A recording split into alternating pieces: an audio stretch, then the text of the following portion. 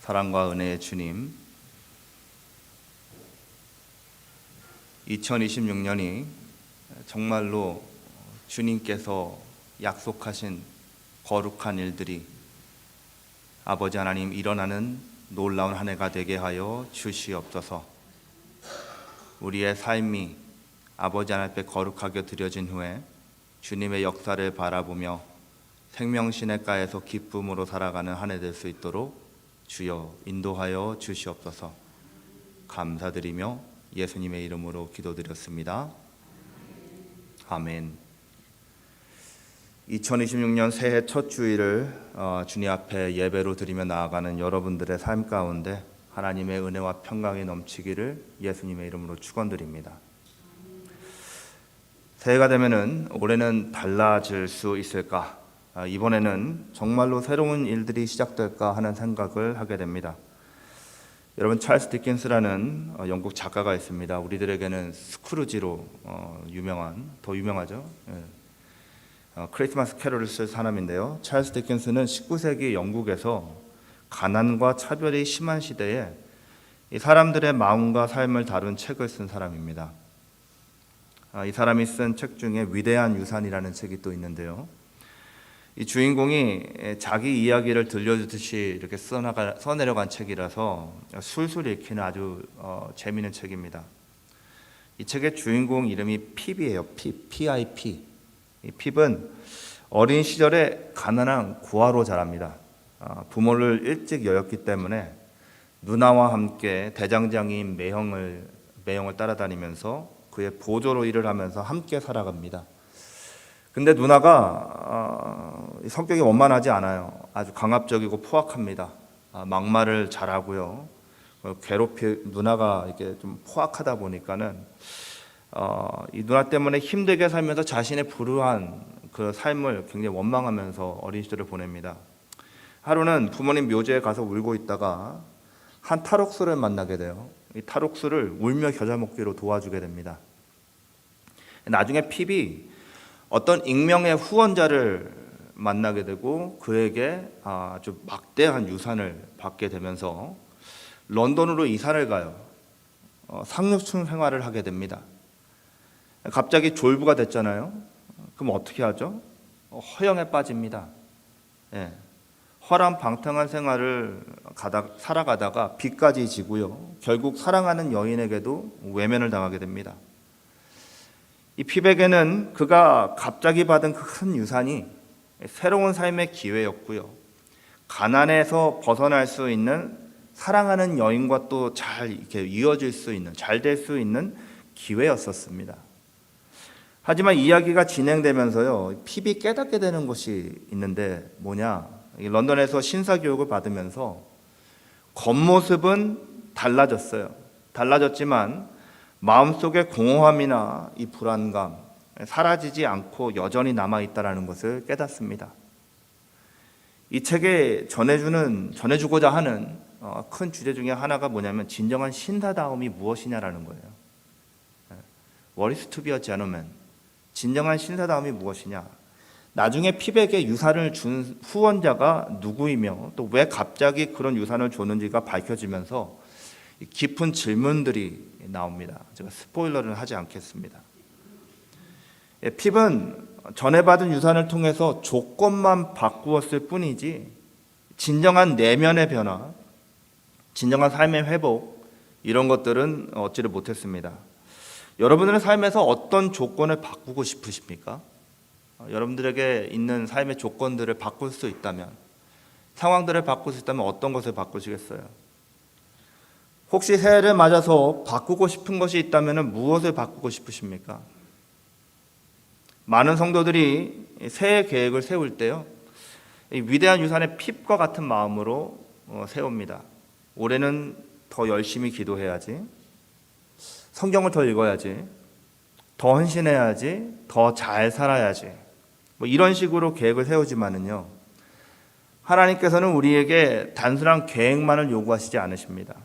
또 겉으로 달라지는 노력만도 원하지 않으십니다. 겉으로 달라지려는 노력과 이 계획, 주님이 원하시는 진정한 회복과 성장에 이르지 못하기 때문에 그것만 원하지 않으십니다.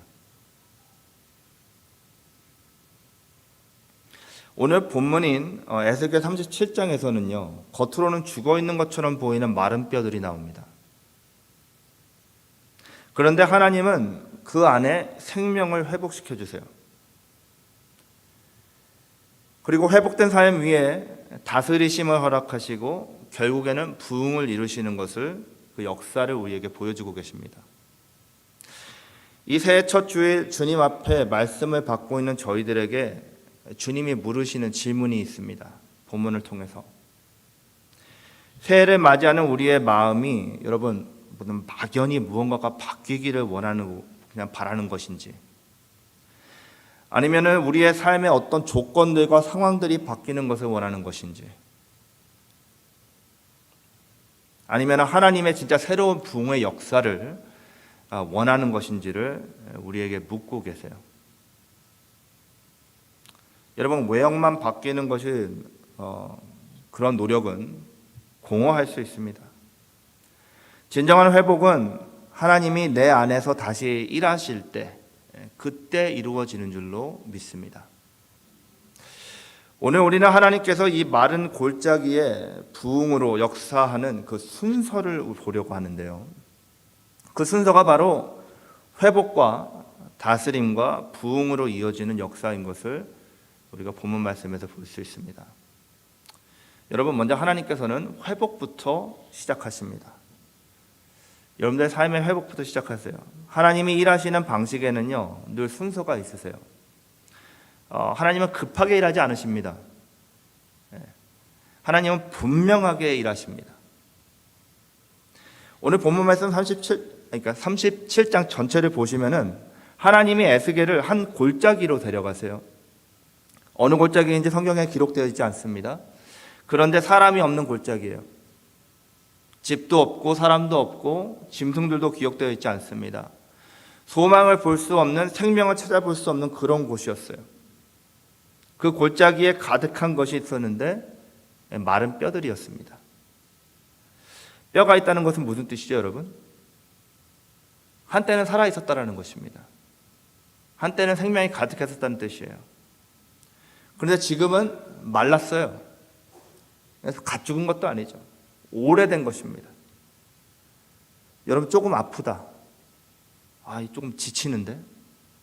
이 정도가 아니라는 거죠. 이미 끝나버린 것처럼 보이는 상태입니다. 하나님은 그런 곳으로 에스겔을 데려가신 거예요. 그리고 에스겔에게 3절에서 이렇게 물으십니다. 인자야, 이 뼈들이 능히 살겠느냐? 여러분, 이 질문은요, 에스겔만을 향한 질문이라기보다는 이 본문을 읽고 있는 모든 사람들, 역사 속의 모든 사람들, 지금 우리에게 하나님께서 묻고 계신 질문입니다.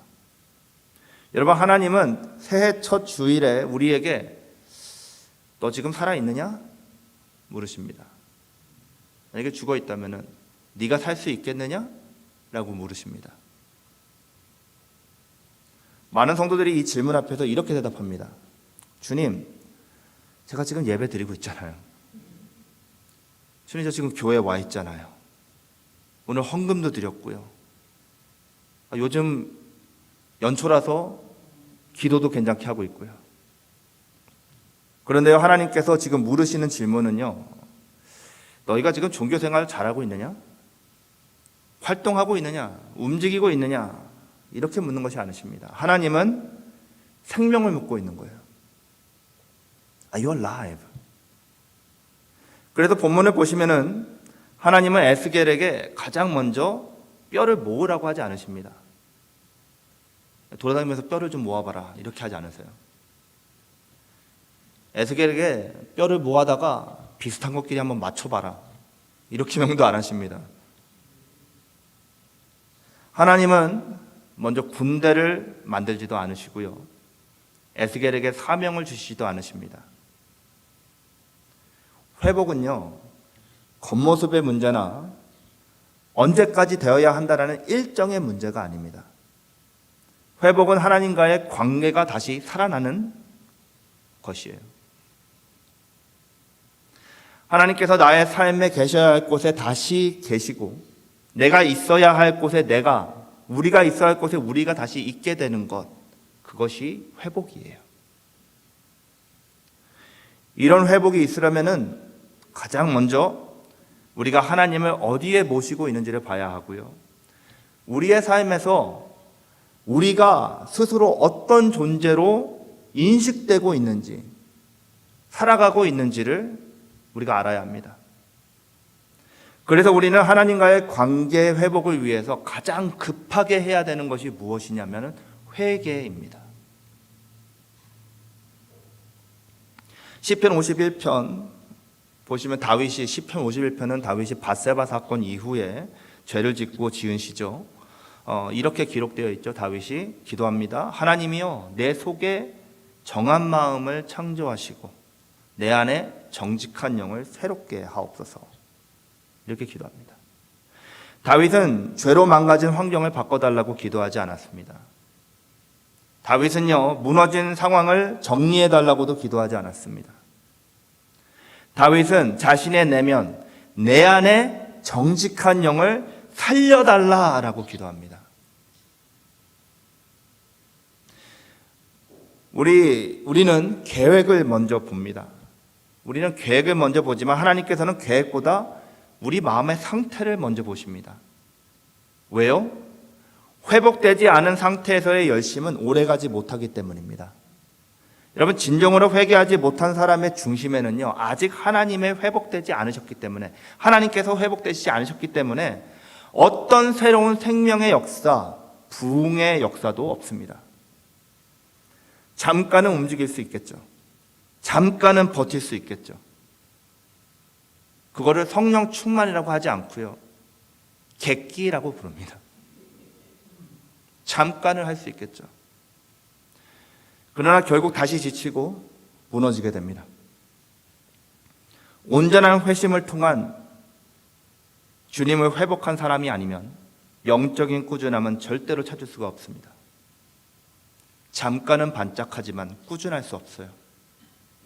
그래서 하나님은 우리에게 너희는 올해 무엇을 할 것이냐라고 묻지 않으십니다. 하나님께서 여러분들에게 Bring your New Year's resolution 하지 않습니다. 대신에 너는 지금 나하고 연결되어 있느냐라고 물으십니다. Are you connected with me? 회복은 우리가 만드는 것이 아니라 진정한 회심을 통해서 하나님이 주시는 것입니다. 우리는 그저 하나님의 손 앞에 다시 겸손한 마음으로 서기만 하면 됩니다. 그런데 여기서 한 가지 더 중요한 사실이 있는데요. 하나님은 우리를 살려만 두려고 하시는 것이 아닙니다. 하나님은 우리를 살려만 두시려고 하시는 것이 아니라 하나님을 회복한 그 삶을 그냥 버려두지 않으시고 그 안에서 역사하십니다. 이제 하나님께서 회복하신 삶을 어떻게 이끌어가는지, 누가 다스리시는지를 하나님께서 보여주세요. 여러분, 하나님은 회복된 삶을 다스리시는 분이신 줄 믿으시기 바랍니다. 말씀드린 것처럼요, 하나님은 회복된 삶을 그냥 버려두지 않으세요. 하나님은 다시 하나님을 회복해서 살아난 삶을 책임지시는 분이십니다. 본문을 보시면은 하나님은 생명을 불어넣으신 후에도, 생기를 불어넣으신 후에도 계속해서 에스겔에게 무엇을 하라고 말씀하시냐면은 말씀을 대언하라라고 말씀하세요. 말씀을 대언하라. 여러분, 회복된 생명은 우연히 유지되는 것이 아닙니다. 그냥 회복됐으니까 살아가는 거지. 여러분, 아이가 태어나면은 자기가 알아서 살아갑니까? 그냥 두면은 그 애는 죽어요. 회복된 생명은 우연히 유지되는 것이 아니라 생명의 말씀 안에서 다스려질 때 유지되는 것입니다.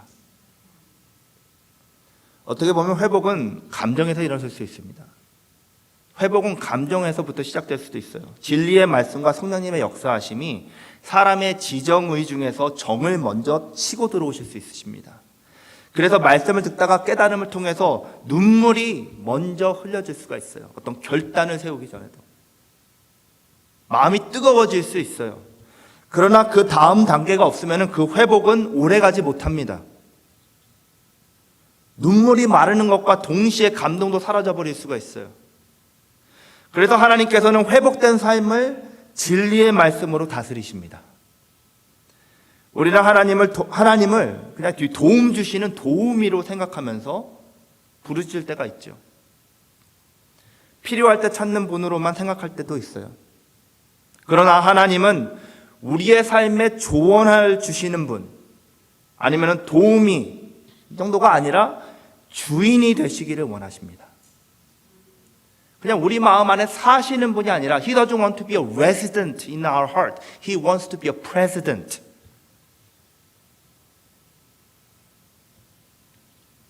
여러분, 통치가 무엇입니까? 하나님께서 통치한다는 것은 무엇을 의미하는 걸까요?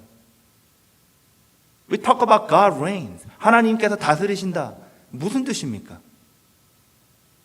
그것은 하나님이 내 삶의 방향을 정하신다는 뜻입니다. 하나님이 내 선택보다 하나님의 말씀이 더 위에 계시다라는 거예요. 하나님이 내 기준이 되신다라는 말씀입니다. 하나님의 통치가 어떤 신학적 개념으로만 이해되고요, 삶의 진리로 고백되지 않는다면은 우리는 모두 다 우리 마음대로 살아가면서 신앙생활 한다라는 착각에 빠져서 살 수가 있습니다.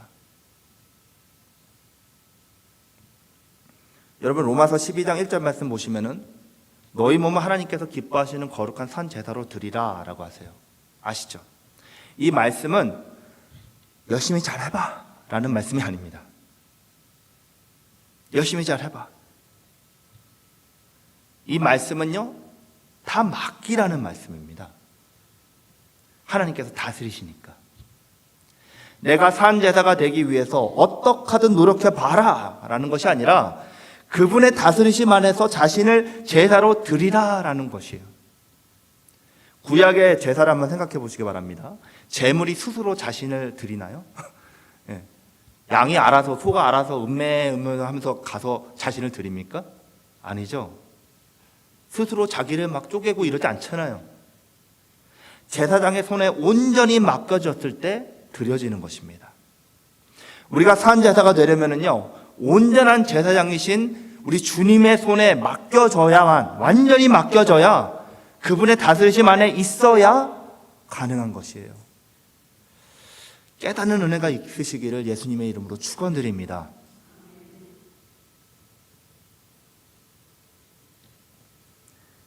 여러분, 새해가 되면 많은 결심을 합니다. 그런데 중요한 질문은 그 계획을 누가 다스리고 있느냐라는 거예요. 내가 막 해보려고 하는 건가요? 온전한 회심을 통해서 하나님께서 우리의 삶의 주와 왕으로 회복되신 그 자리에 하나님의 통치와 다스림 가운데 들여진 계획들이 아니라면 그 모든 것은 내가 주인이 돼서 내가 왕노릇하려는 나의 일이고 결국 나를 지치게 할 것입니다. 그래서 결국은 작심삼일이 될 거예요. 그 일이 아무리 하나님을 위해서 하는 것이다라고 우리가 립 서비스를 드려도 하나님은 절대로 속지 않으십니다. 하나님은 누가 왕인지 보고 계세요. 하나님이 다스리지 않는 헌신은 나중에 원망으로 바뀌는 것을 저는 너무나 많이 봤습니다. 그래서 하나님은 회복된 우리를 그냥 방종하게 두지 않으시고요, 말씀으로 붙드십니다. 질서를 주시고 방향을 주세요. 그것이 바로 하나님 나라의 모습입니다, 여러분.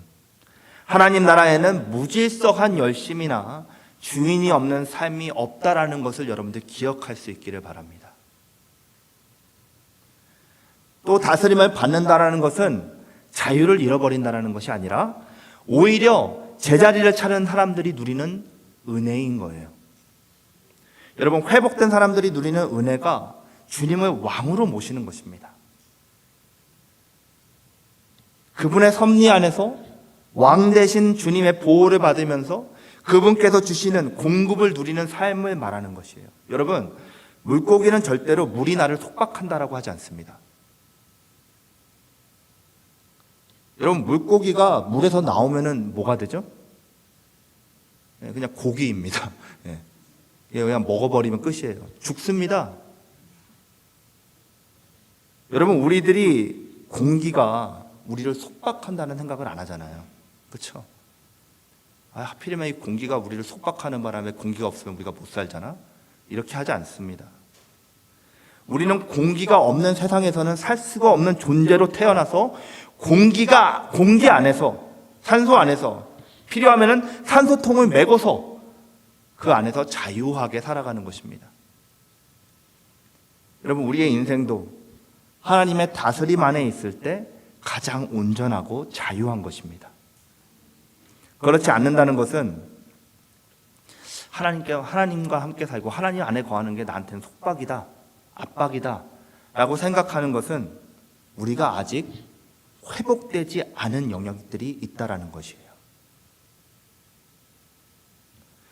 오직 회복을 통해서 하나님의 다스리심 안에 살아가는 진정한 하나님의 백성들이 될 수 있기를 예수님의 이름으로 축원드립니다.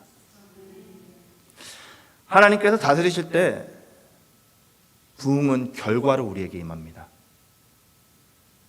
여러분, 부흥은요, 우리가 만들어내거나 우리가 애써서 끌어오는 것이 아니다라고 많이 말씀드렸습니다.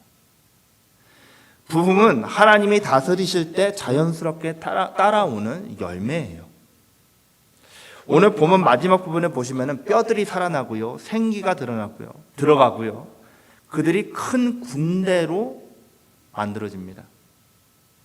여기서 중요한 것은 하나님은 살아난 사람들을 그냥 그 자리에 그대로 두시지 않는다는 것입니다. 그들을 무리로 그냥 만들어 두시지 않으세요. 군대로 세우십니다. 여러분, 군대는요, 뭐 하는 무리들이죠? 나라를 위해서 싸우고요, 나라를 수호하는 사명을 받은 무리가 바로 군대입니다. 부흥의 시작과 끝은요, 사람 수 늘리기가 아닙니다. 하나님의 뜻을 위해 다시 움직이기 시작하는 하나님의 사람들이 일어나는 것을 부흥이라고 합니다. 우리는 종종 부흥을요, 교회 참석 숫자 많아지는 것, 분위기가 뜨거워지는 것, 후끈후끈하고 예배가 북적거리는 것, 이런 것들을 생각할 때가 많아요. 부흥을 생각할 때. 물론 그런 것도 부흥의 한 모습일 수 있습니다. 나타나는 현상이죠. 그런 것들이 필요 없다는 것이 절대로 아닙니다. 그러나 성경이 말하는 부흥은 그 현상보다 더 깊은 것입니다. 부흥은 말씀이 삶을 이끌어가고 하나님의 뜻이 선택의 기준이 되고 성도가 성도로서의 사명을 다시 기억하고 붙드는 것을 말하는 것입니다. 사도행전의 교회가 그랬죠. 그들은 먼저 말씀 안에 있었습니다. 사도들이 가르침을 따랐어요. 예배드렸고요, 기도했고요, 서로를 섬겼습니다. 그 결과로 주께서 구원받는 사람을 날마다 더하게 하셨다라고 사도행전 2장이 말씀하고 있어요.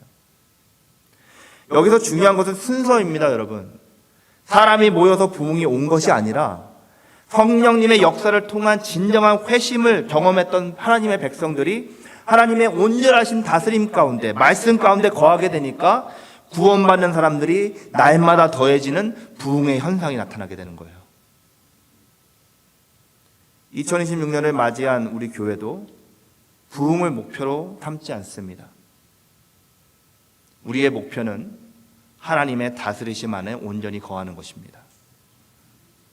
왜요? 하나님이 다스리시면 하나님께서 필요한 사람 보내주실 것이고, 하나님께서 다스리시면 하나님께서 필요한 열매를 맺게 하실 것이기 때문입니다. 그래서 올해 우리의 기도는 이것입니다. 주님, 더 크게 해주십시오. 이것이 아니고요. 더 많이 주십시오. 이것도 아닙니다.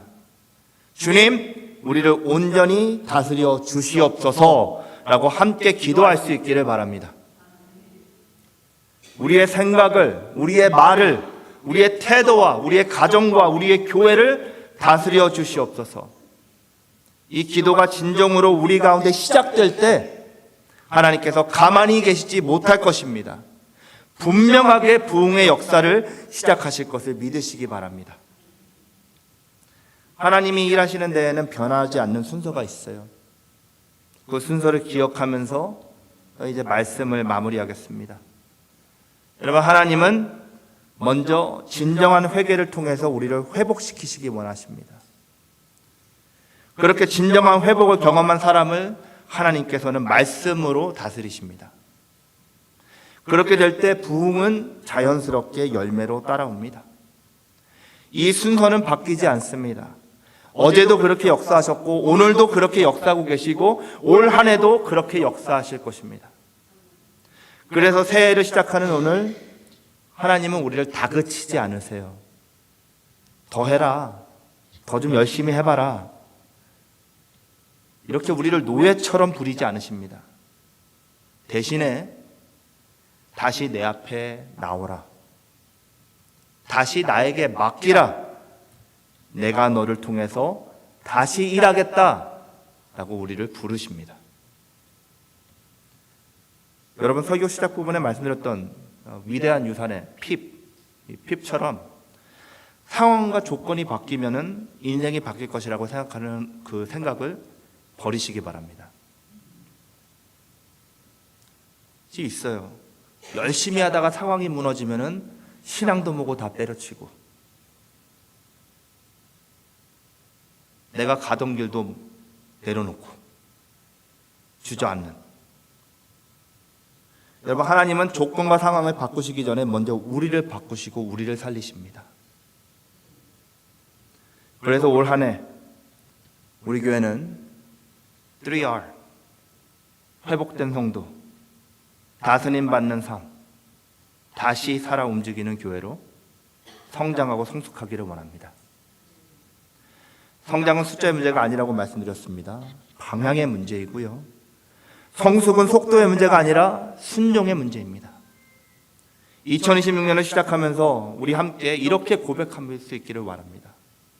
주님, 나를 먼저 회복시켜 주시고 내 삶의 주인이 되어 주시고 우리 교회를 통해서 다시 역사하여 주시옵소서. 아멘. 이 고백 위에 하나님이 반드시 응답하실 줄 믿으시기 바랍니다. 왜요?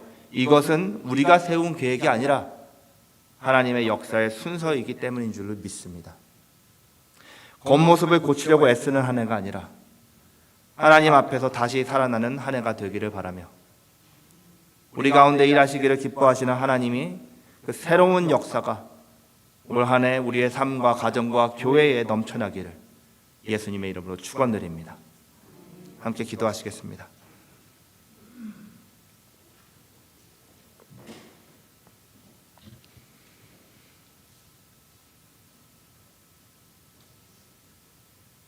우리 함께 기도하시겠습니다.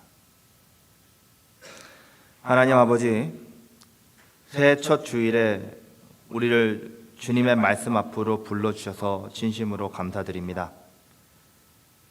우리는 새해를 시작하며 많은 계획을 세우지만 오늘 말씀을 통해 먼저 우리의 마음과 영혼을 살피시는 주님의 음성을 듣게 하심을 진심으로 감사드립니다. 주님, 우리는 겉모습을 바꾸려고 애를 쓰며 살아갑니다. 환경이 바뀌면 상황이 나아지면 우리의 삶도 달라질 것이라고 착각하며 살아갑니다. 그러나 주님은 조건이 아니라 사람을 살리시는 분이심을 다시 깨닫게 하셔서 주님 앞에 겸손히 나아갈 수 있도록 저희를 부르시는 줄 믿습니다. 주님, 이 시간 고백합니다. 우리에게 먼저 주님만이 허락하실 수 있는 회복이 필요합니다. 주여, 회개의 영을 부어 주시옵소서. 온전한 회개를 통해 메마른 것을 살려주시고 식어버린 믿음에 다시 생기를 불어넣어 주시며 주님과의 관계가 다시 살아나게 하여 주시옵소서. 그리고 주님, 회복된 우리의 삶을 말씀으로 다스려 주시옵소서. 우리의 생각과 선택과 계획 위에 주님의 주권이 분명히 서게 하여 주시옵소서. 주님을 도움으로만 찾는 신앙이 아니라 주님을 주인으로 모시는 삶을 살아가게 하여 주시옵소서. 주님, 우리는 부흥을 스스로 만들어낼 수가 없습니다. 주님께서 다스리실 때 부흥은 반드시 따라온다는 것을 믿습니다. 2026년 한 해 우리 교회를 통해 분명하게 깊이 있는 주님의 역사를 나타나게 하여 주시옵소서. 우리 십자가교회 각 성도님들의 삶이 먼저 살아나고 그 삶들이 모여서 다시 움직이는 교회가 되게 하여 주시옵소서. 이 새해를 우리의 결심으로 시작하지 않게 하시고 주님의 은혜와 주님의 손에 맡김으로 시작하게 하여 주시옵소서. 우리를 회복시키시고 우리를 다스리시며 우리를 통해 다시 일하실 살아계신 우리 주 예수 그리스도의 이름으로 기도드렸습니다. 아멘. 우리 함께 일어서셔서 찬양하신 후에 축도로 예배 마치도록 하겠습니다.